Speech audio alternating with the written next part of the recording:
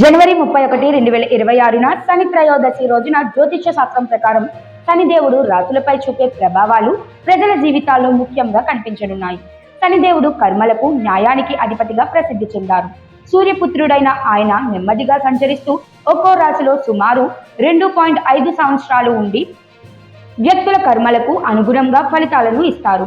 ఈ కారణంగా శనిదేవుడు కష్టాలను ఇచ్చేవాడు అని పిలువబడతాడు. అయితే న్యాయబద్ధంగా జీవించే వారికి అదృష్టాన్ని ప్రసాదించడంలో ఆయన ప్రత్యేక పాత్ర వహిస్తారు.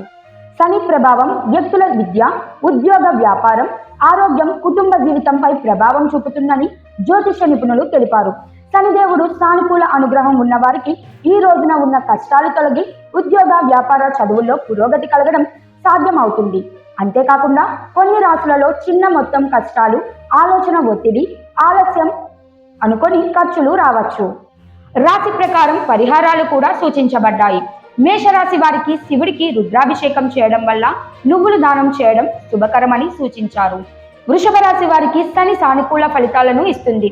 ఈ రాశి వారు పేదలకు సహాయం చేయడం, హనుమాన్ చాలీసా పఠించడం చేయడం శుభప్రదమని నిపుణులు పేర్కొన్నారు. మిథున రాశి వారికి ఉద్యోగంలో మార్పులు, ప్రయాణ భారం రావచ్చు.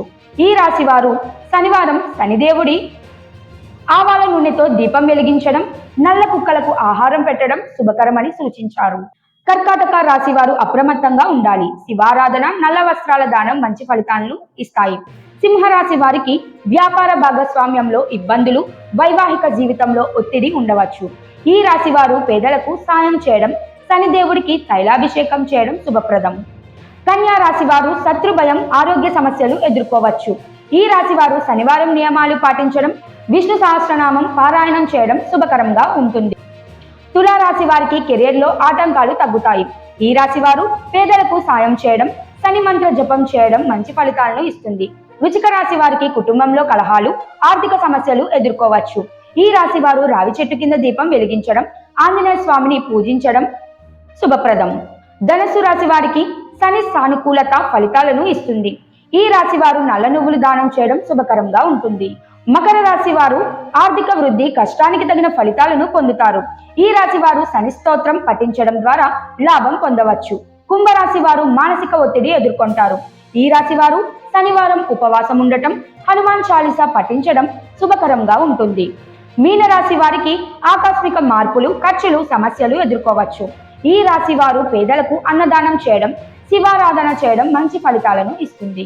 జ్యోతిష్య నిపుణులు ఈ సమాచారం మత విశ్వాసాలపై ఆధారపడినదని, కేవలం అవగాహన కోసం మాత్రమే ఉపయోగించాల్సినదని సూచించారు. వ్యక్తిగత విశ్వాసం ప్రకారం మాత్రమే ఈ పరిహారాలు పాటించవచ్చని శాస్త్రీయ నిర్ధారణ లేదు అని తెలిపారు.